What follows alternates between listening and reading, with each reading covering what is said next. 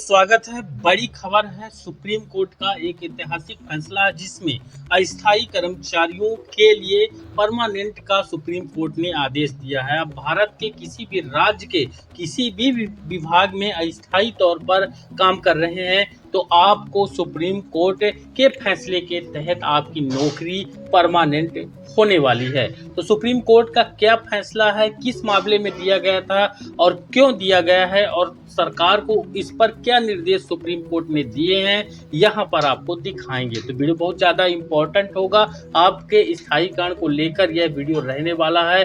किसी भी विभाग में किसी भी प्रकार से अस्थायी तौर पर काम करते हैं तो यह वीडियो जरूर देखिएगा। सरकार में कोई कर्मचारी अस्थायी नहीं होना चाहिए, ऐसा फैसला सुप्रीम कोर्ट ने आदेश देकर दिया है। तो एम्प्लॉइज के लिए बड़ी खुशखबरी, बड़ी राहत भी यहाँ पर रहने वाली है। सरकार में अब कोई कर्मचारी अस्थायी नहीं होना चाहिए। सुप्रीम कोर्ट ने ये ऐतिहासिक फैसला आज यहाँ पर दिया है। भारत के सर्वोच्च न्यायालय ने कर्मचारियों की नियुक्ति के संबंध में एक महत्वपूर्ण और ऐतिहासिक फैसला दिया है, जिसका उल्लेख न्याय दृष्टांत के रूप में भविष्य में भी किया जाता रहेगा। सुप्रीम कोर्ट ने स्पष्ट रूप से कहा है कि 12 मासी प्रकृति के काम के लिए किसी भी स्थिति में अस्थायी कर्मचारियों की नियुक्ति नहीं होनी चाहिए। यहाँ अस्थायी कर्मचारियों से तात्पर्य सभी प्रकार के ऐसे कर्मचारी जो प्रत्यक्ष रूप से सरकार के लिए या फिर किसी एजेंसी के माध्यम से सरकार के लिए नियमित रूप से काम कर रहे हैं। साथ ही इन्होंने बताया है ये मामला क्या था और किस मामले में इस तरह का ऐतिहासिक फैसला दिया गया है।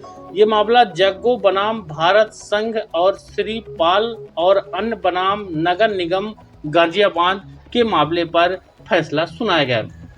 सर्वोच्च न्यायालय में जस्टिस विक्रम नाथ और जस्टिस संदीप मेहता की खंडपीठ ने जग्गो बनाम भारत संघ और श्रीपाल और अन्य बनाम नगर निगम गाजियाबाद न्याय दृष्टांत का उल्लेख करते हुए फिर से स्पष्ट किया कि स्थायी प्रकृति के काम के लिए अगर कोई काम स्थायी प्रकृति का है, यानी लगातार 12 महीने या उससे ज्यादा चलने वाला काम है और उस पर आउटसोर्स कर्मचारी की नियुक्ति नहीं की जा सकती है। और आज के समय में हो क्या रहा है कि पूरे देश में लगभग सभी विभागों में आप देखेंगे कि आउटसोर्स पर व्यक्तियों को रखा जाता है, कर्मचारियों को रखा जाता है, ताकि सरकारों को उनको उनके उस काम के एवज में जो उनका रियल में वेतन होना चाहिए वह ना देके उनको मानदेय मजदूरी के तौर पर दिया जाता है। आउटसोर्स संविदा, तथार्थ अथवा अतिथि इत्यादि के माध्यम से कर्मचारियों का शोषण नहीं किया जा सकता है। यानी अतिथि जो होते हैं वह सरकारी स्कूलों पर अस्थायी तौर पर काम करते हैं, जबकि स्कूलों पर अध्यापन का काम स्थायी तौर पर होना चाहिए, ऐसा माननीय सुप्रीम कोर्ट ने माना है। और अतिथियों को यहाँ पर बड़ी राहत आगे वाले समय में मिलेगी। उन्होंने कहा कि यदि शासन ने किसी नियमित प्रकृति के कार्य का सृजन किया है तो उसके लिए पद का सृजन करना भी सरकार की जिम्मेदारी बनती है और है। सरकार की जिम्मेदारी है, अगर काम यहाँ पर लगातार चलने वाला है तो कर्मचारी भी स्थायी परमानेंट वहाँ पर होना चाहिए।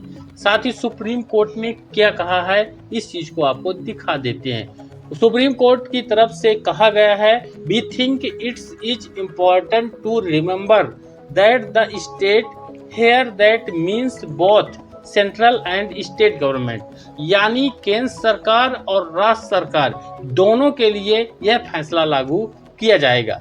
Is not just a market participant but a constitutional employer. It cannot balance the burden on the backs of those who perform the most basic and recurring public functions, where the work repetitive day after day and year after year.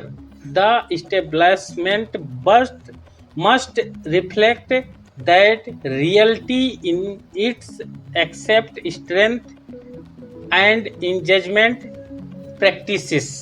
ये फैसले से आप स्पष्ट रूप से जान पाए होंगे कि चाहे राज्य के अस्थायी कर्मचारी हों या फिर केंद्र सरकार के अस्थायी कर्मचारी हों, उनको परमानेंट रूप से रखा जाए, ऐसा माननीय सुप्रीम कोर्ट ने आदेश जारी कर दिया है। सुप्रीम कोर्ट ने स्पष्ट किया कि सरकार कोई बाजार का दुकानदार नहीं है, वह एक संवैधानिक संस्था है और उसे सर्वोच्च मानक स्थापित करना होता है।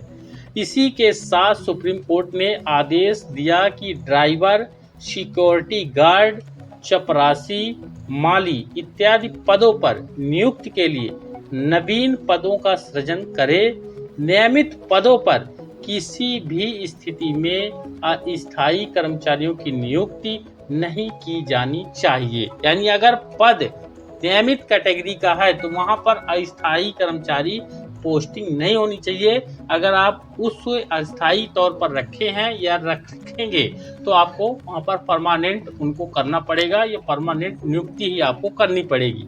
यहाँ पर इस विषय पर अपनी प्रतिक्रिया आप कमेंट बॉक्स में जरूर बताइएगा और सोशल मीडिया पर अपने सभी साथी और कर्मचारियों के साथ इस खबर को शेयर भी जरूर करिएगा। ये ऐतिहासिक फैसला है और आने वाले समय में जो ये फैसला आज आया हुआ है अगस्त 2025 का, और इस फैसले के तहत ही देश के अलग अलग राज्यों के अलग अलग विभागों के अलग अलग कर्मचारी जो कि 12 मासी प्रकृति के तौर पर काम कर रहे हैं और लंबे समय से जब वो काम कर रहे हैं 18 सालों से मध्य प्रदेश के सरकारी स्कूलों पर अतिथि शिक्षक काम कर रहे हैं, अलग अलग राज्यों पर अतिथि शिक्षक काम कर रहे हैं, या इस तरह के अलग अलग विभागों के कर्मचारी जो कि लंबे सालों से काम कर रहे हैं। इसका ये मतलब है कि वह काम 12 मासी प्रकृति का है, तभी तो वह लंबे समय से काम कर रहे हैं।